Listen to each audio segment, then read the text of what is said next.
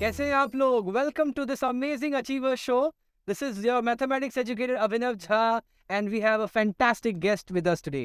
His name is Mr. Tushar Parmar. He's passed out from SVNIT Surat and also an alumni of IIM Lucknow, guys. So welcome sir. कैसे हैं आप?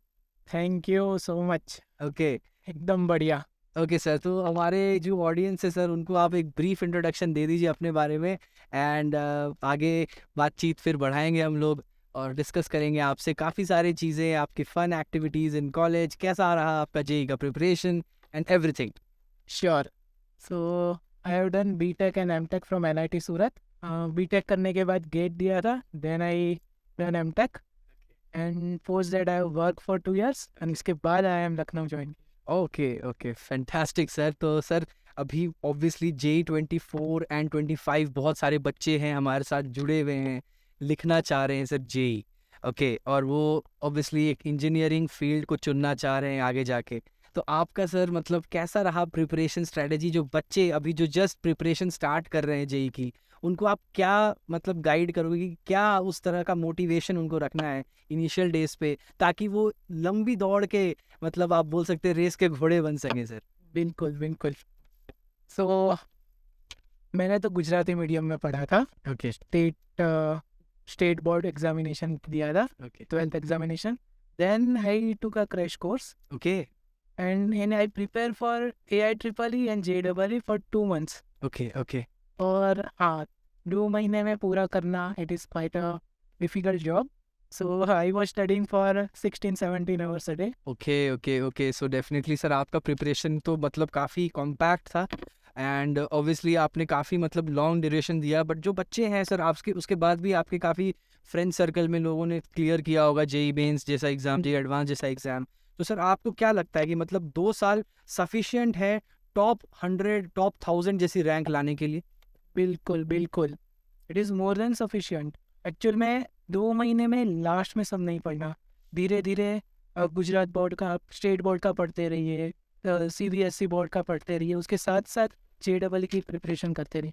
That is the best option. Sir आपने board का नाम लिया sir, तो बहुत सारे बच्चे हमारे साथ हैं जो राजस्थान बोर्ड के होते हैं, जो यूपी बोर्ड के होते हैं, तो उनको काफ़ी डिफ़िकल्टीज फेस होती है सर. जेई मेंस का जो एग्ज़ाम इंग्लिश मीडियम में अगर उनको देना होता है या फिर कॉलेज में जाके, तो डेफिनेटली दे आर लाइक हमेशा बैक एंड पे ही रहते हैं क्योंकि वो उस मीडियम से वो फेज़ को ट्रांजिट नहीं कर पाते हैं.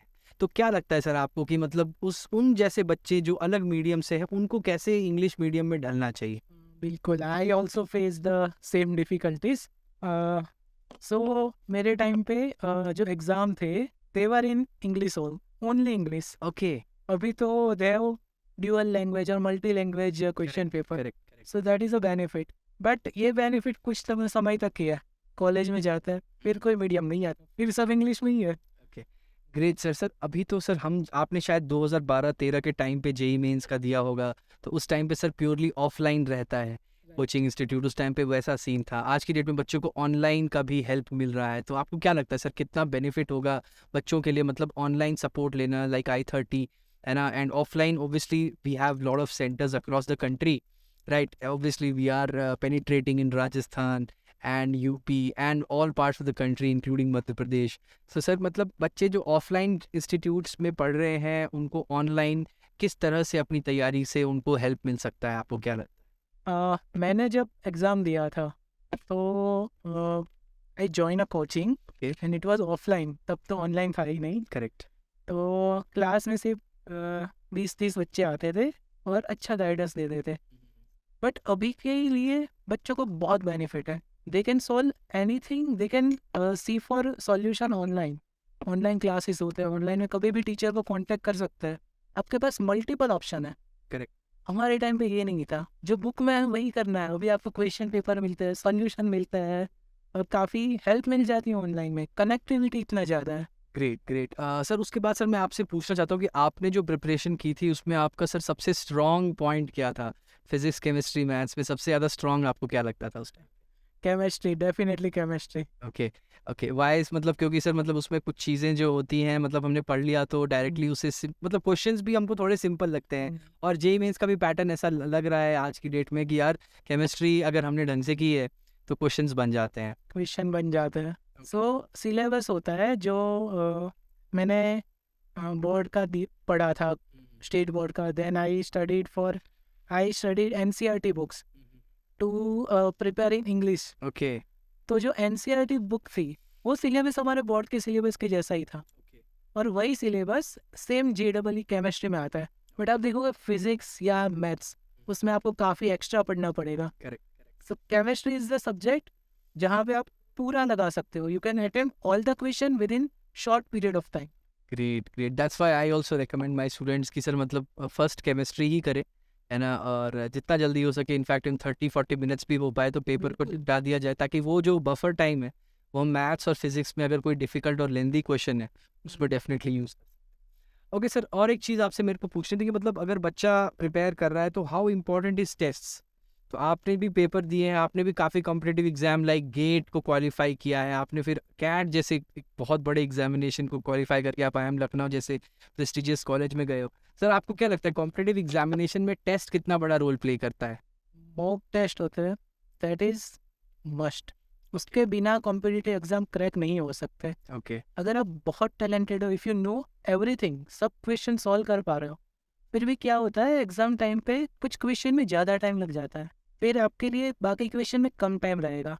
तो क्या होता है जीनियस बच्चों का पेपर छूट जाता है। करेक्ट बट अगर उन्होंने मॉक टेस्ट दिया है, उनको टाइम मैनेजमेंट आएगा, एक्यूरेसी भी आएगी, स्पीड भी आएगी, पता चलेगा अच्छा इसमें ज़्यादा टाइम जा रहा है, छोड़ दो इसको, नेक्स्ट क्वेश्चन। ये सब टेस्ट करने के बाद ही आता है। और सबसे इम्पोर्टेंट है टेस्ट के बाद एनालिसिस। जो एनालिसिस करता है वही टॉप करता है। ग्रेट ग्रेट, बहुत अच्छा पॉइंट रेस किया आपने कि एनालिसिस करना बहुत ज़रूरी है आफ्टर गिविंग टेस्ट, कि हम कहाँ सही जा रहे हैं वो भी देखना ज़रूरी है, क्या हमारे स्ट्रॉन्ग पॉइंट्स है डेफिनेटली देखना ज़रूरी है। At the same time we have to focus on our weaknesses, कहाँ किस एरिया में हम लोग मतलब मिस्टेक कर रहे हैं, सिली मिस्टेक्स कर रहे हैं, so that we can avoid that going. Okay sir, तो मतलब कितना टेस्ट देना चाहिए सर? मतलब बच्चे को ऐसा, बहुत बच्चे सोचते हैं कि पहले मैं पूरा सिलेबस कर लेता हूँ और फिर मैं टेस्ट दूंगा, क्योंकि वो घबराहट में रहते हैं, है ना। तो क्या उनको रेगुलरली हर वीक में टेस्ट देना चाहिए, या फिर after completing whole chapter monthly test देना चाहिए, या फिर बाई मंथली टेस्ट, या फिर एक बार पूरा खत्म करके टेस्ट देना चाहिए? आपको क्या? पूरा ख़त्म करके टेस्ट देने का कोई मतलब ही नहीं है। ओके मैं तो बोल रहा हूँ अगर आपके पास कम टाइम है, अगर 1-2 महीने बचे हैं, तो डेली टेस्ट भी दे सकते हैं आप। अगर Okay. 2 साल का प्रेपरेशन कर रहे हैं, 1 साल से प्रेपरेशन कर रहे हैं, तो आप मंथली या वीकली टेस्ट तो एटलीस्ट दे ही सकते हैं, एटलीस्ट वीकली टेस्ट। तो रेगुलरली होता जाएगा। फिर क्या होगा, सारा सिलेबस खत्म होने के बाद आपको वीक पॉइंट पकड़ना मुश्किल रहेगा। करेक्ट। मंथली या वीकली टेस्ट में आप आसानी से वीक पॉइंट पकड़ सकते हैं और उसको जेईई आने तक क्लियर कर सकते हैं। ओके सर, चलिए तो प्रिपरेशन के बारे में तो हमने काफ़ी बातें कर ली सर। तो ये बताइए सर, जब आपको SVNIT मिला, सरदार वल्लभ भाई Patel national institute of technology, that is in Surat guys, top NITs में आता है, तो सर क्या था, कैसा था सर वो फीलिंग जब आपका पहला मतलब होता है ना पहला आसमान छूना, मतलब एक अच्छे कॉलेज में जाना? तो जब आपको वो कॉलेज मिला तो कैसा लगा आपको, कैसा, what was that? It would have been a dream come true. बिल्कुल। So I am from Surat, okay तो मोटिवेशन चाहिए होता था तब SVNIT चले जाते थे। ग्रेट। इतना बड़ा कैंपस है, यू वोंट बिलीव, वहाँ पे चल के जाना पॉसिबल नहीं है, you have to bring bike. पूरा कैंपस का चक्कर लगाने के लिए बाइक चाहिए। ग्रेट ऐसी कॉलेज में जाने के बाद खुद ब खुद मोटिवेशन आता है, इसमें पढ़ना है मुझे। फैंटास्टिक। तो आप सूरत में होगे, आप देख ही रहे होगे कि हाँ यार, जैसे दिल्ली के बच्चे होते हैं, बॉम्बे के बच्चे होते हैं, मतलब उन्होंने मतलब सपना सोच लिया था यार मुझे IIT दिल्ली में पढ़ना है ना। वो जाते हैं, वो गेट से गुजरते हैं और देखते हैं बच्चों को आगे आगे जाते हुए। I am sure like lot of students in class 11th and 12th wherever they are, उस कॉलेज अपने आसपास के लोकेलिटी के कोई एक टॉप कॉलेज का ड्रीम तो होता ही है सर, राइट। ऐसा ही सर भी सूरत से थे और सर को अपना ड्रीम कॉलेज मिल गया SVNIT। सर तो कॉलेज जर्नी के बारे में एक ब्रीफ में थोड़ा बच्चों को बताइए सर, मतलब क्या आपकी रैगिंग हुई थी सर? ये क्वेश्चन बच्चे अक्सर पूछते हैं कि यार सर रैगिंग वैगिंग का क्या सीन रहता है। जैसे मेरे कॉलेज में NIT नागपुर में तो गाइस मतलब बताऊं बच्चों की मतलब काफ़ी रैगिंग हुई थी, और बहुत ऐसी रैगिंग भी हुई थी जो मैं इधर डिस्क्लोज नहीं कर सकता हूँ, राइट। तो सर आप बताइए सर, आपका किस तरह का कुछ रैगिंग का सीन था कॉलेज में? नहीं, मुझे नहीं लगता कि उसको रैगिंग बोलते हैं। ओके, उसको रैगिंग बोल ही नहीं सकते। It was more of like introduction. हाँ, बस इंट्रोडक्शन था सीनियर के साथ, कुछ सीनियर आए थे उनके साथ इंट्रोडक्शन हुआ था। और हाँ, थोड़ा बहुत डांटे वो कुछ दिन के लिए, थोड़ा बहुत सिखाया, but that is very important. पता चलता है सीनियर से कैसे बात करना है, अपने प्रोफेसर से कैसे correct, बात करना है। correct. There's a limit of everything I feel. Exactly. और मतलब अगर लिमिट में हम इसको एक ड्रैगिंग ना देखें, इंट्रैक्शन वर्ड यूज करें, so it's great, it makes a bond strong. क्योंकि यार देखो बच्चों, अगर आप जब कॉलेज से पास आउट हो जाते हो ना, दो मतलब जैसे भी 4 साल का आपका कोर्स होता है, 5 साल का होता है, आप पास आउट हो जाते हो, देन आप क्या होते हो, फील्ड में आ जाते हो, राइट, मार्केट में आ जाते हो, यू रिक्वायर जॉब्स. वहाँ पे क्या काम आता है सर, वो नेटवर्किंग और वो बॉन्डिंग, और वो आपके सीनियर से होगा. So definitely they will guide you, they will obviously motivate you to choose a path that is apt for you, you can do well. So मुझे लगता है कि सर ये interaction with seniors is very important. क्या आपको लगता है? Important भी है, नेसेसरी भी है। Okay great sir. तो सर अपने फाइनल ईयर में फिर सर जैसे कि आप जा रहे होगे तो अचानक से सर आपने शायद मैकेनिकल इंजीनियरिंग चुना. हाँ। ये भी मैं बच्चों को बताना चाहूँ, जो बच्चे 2023 के हैं और देख रहे हैं पॉडकास्ट, तो उनके लिए भी सर आप क्या बताएंगे कि सर क्या मैकेनिकल, इलेक्ट्रिकल, सिविल जैसे जो कोर सब्जेक्ट्स होते हैं, कोर ब्रांचेस होते हैं, क्या इनका आज की डेट में इंडिया में स्कोप है? क्या बच्चों को चूज़ करना चाहिए, या फिर वही गुप्ता जी और शर्मा जी के जो बच्चे हैं जो कंप्यूटर साइंस, आर्टिफिशियल इंटेलिजेंस ले रहे हैं, पता नहीं उनका इंटरेस्ट है कि नहीं, बट सब ले रहे हैं ऑलमोस्ट, राइट? तो क्या इन फील्ड में, जैसे मैंने आपको बताया, मैकेनिकल, इलेक्ट्रिकल, सिविल, क्या इसमें स्कोप है आज की डेट? स्कोप बिल्कुल है। मैकेनिकल पहले भी था, हमेशा रहेगा, same with civil and electrical. भीड़ चाल देख के कभी अपना फ्यूचर डिसाइड मत करो। करेक्ट. अगर आपको करना है, मैकेनिकल में इंटरेस्ट है, हाँ, you can consult your family. कोई आपके फैमिली में कोई पढ़ा लिखा हो जिसको आप मानते हो, उनसे कंसल्ट कर सकते हैं, आप टीचर से कंसल्ट कर सकते हैं। बट हाँ, अगर आपको मैकेनिकल लेना है तो बिंदास मैकेनिकल लीजिए। कोर ब्रांच का फ्यूचर हमेशा ही रहता है। मैंने स्टील कंपनी में काम किया तो उसका एक एग्जांपल दूंगा। स्टील कंपनी का ग्रोथ है, अभी 5 साल में जो अभी का जो स्टील बन रहा है इंडिया में, उससे 10 टाइम्स बनने वाला है। Okay. So that is expectation of Indian government. तो अगर आप देखिए, स्टील बढ़ रहा है, ऑटोमोबाइल बढ़ रहा है, मैन्युफैक्चरिंग सेक्टर ग्रो कर रहा है, तो मैकेनिकल का फ्यूचर तो हमेशा है ही। साथों साथ इंफ्रास्ट्रक्चर बढ़ रहा है, तो सिविल का भी है। Same can be said for electrical and electronics. Obviously बच्चों देखो, कभी भी मतलब ऐसा फेज नहीं आएगा कि कोई एक पर्टिकुलर ब्रांच का स्कोप एकदम ही कम हो जाए. अगर आप अपने फील्ड में माहिर हो, अगर आपको मैकेनिकल के लिए सर मैं बोलता हूँ, जो बच्चों को मैकेनिकल सिविल चूज करना है, 11th की फिजिक्स है ना, जो बच्चे अभी काउंसलिंग अटेंड करेंगे कुछ महीनों में, है ना, अभी से आपको अपना माइंडसेट बनाना पड़ेगा कि आपको क्या प्रिपेयर करना है और आपको किस ब्रांच को चूज करना है. तो अगर आपका इंटरेस्ट अगर फिजिक्स 11th क्लास, जो स्पेशली जो मैकेनिक्स वाला पार्ट उसमें है, तो डेफिनेटली आप मैकेनिकल सिविल ले सकते हो. क्यों सर? बिल्कुल, क्योंकि उसमें फोर्सेस, स्ट्रेंथ, स्ट्रेस, स्ट्रेन, इन सब चीज़ों पे ज़्यादा फोकस होता है, फ्लूइड मैकेनिक्स. तो ये सब चीज़ें हैं जो मतलब आपको सिविल मैकेनिकल में सालों साल, आपको 4 साल आपको पढ़ाई करनी पड़ेगी. तो इसमें अगर आपका इंटरेस्ट है, अगर आपको लगता है कि these are your strong points, definitely you can choose these 2 branches as your career. And going forward, मतलब सर फिर ऑब्वियसली ये तो मुझे लगता है कि अगर अपने फील्ड में आप टॉप पे हो, अगर आप बेस्ट नॉलेज है, तो definitely you can do well, as हम सर का ग्राफ देख सकते हैं. क्यों सर? बिल्कुल। अगर आप पहले 5% या 10% में भी है इन मैकेनिकल कोई भी ब्रांच में, you are definitely going to do great in your life. को जॉब मिलेगा, रेपुटेशन मिलेगा, फेम मिलेगा, people will know before you get to them. Great. Okay. और सर मतलब जैसे आपने अपना करियर पाथ को एक बार ऐसा कह सकते हैं कि चेंज किया, राइट? आप थोड़ा सा कोर में थे, मैकेनिकल में, आप you were in research as well, yes. And अचानक से सर मतलब ये डिसीजन लेना कि नहीं अब मुझे MBA करना है और IIM जैसे प्रेस्टिजियस कॉलेज में जाना है सर, तो वो जर्नी कैसी थी, वो डिसीजन आपने कैसे लिया? 2 चीज़ें हैं। पहली कि कोई भी फील्ड में आप जाएंगे, थोड़े टाइम बाद आपका प्रमोशन आएगा, then you will be a manager. आपको पीपल, लोगों के साथ इंटरेक्शन करना है, so that is management part. और आप ये कह सकते हैं, मैं पहले रिसर्च फील्ड में था और उसके बाद मैं थोड़ा मैनेजमेंट में आ गया।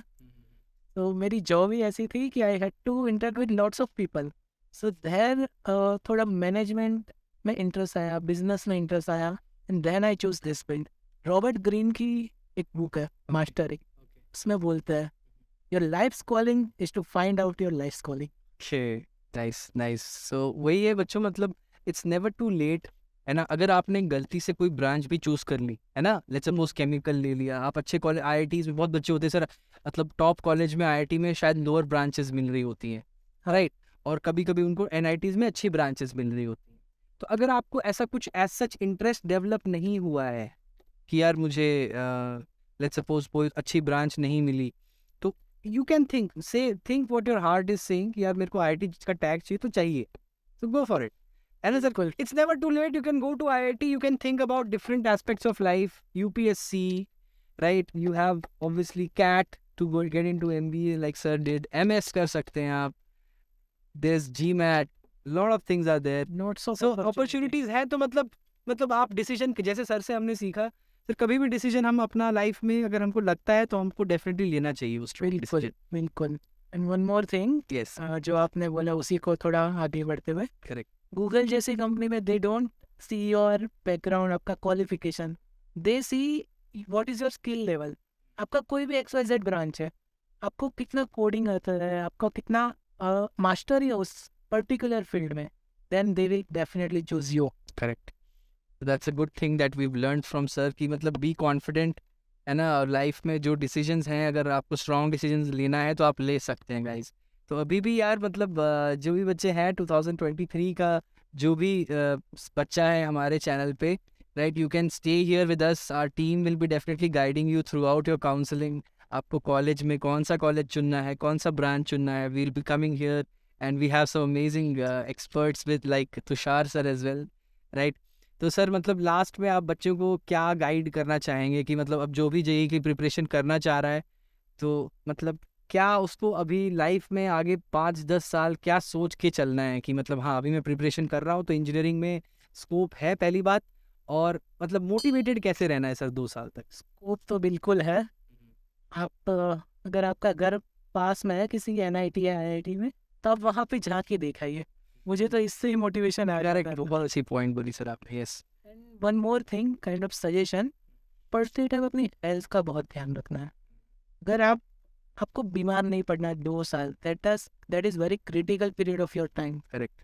तो इस टाइम में आप सही खाइए अच्छे से रेस्ट लीजिए और थोड़ी एक्स्ट्रा करिकुलर एक्टिविटी भी करिए खेल कूद भी करिए और साथ में बिल्कुल आपको पढ़ाई तो करनी ही है. बहुत अच्छी बात कही सर ने कि fitness is really important. It keeps your mind refreshed. Like sir मुझे याद है कि हम लोग को सर मतलब बचपन में मतलब कभी भी मतलब ये नहीं बोला जाता था कि यार खेलने जाना है, वो कोई हम लोग को पुश नहीं करता था, हम अपने आप जाते थे. क्रिकेट खेलना है, फुटबॉल खेलना है, टेबल टेनिस खेलना है, हम लोग खुद से जाते थे.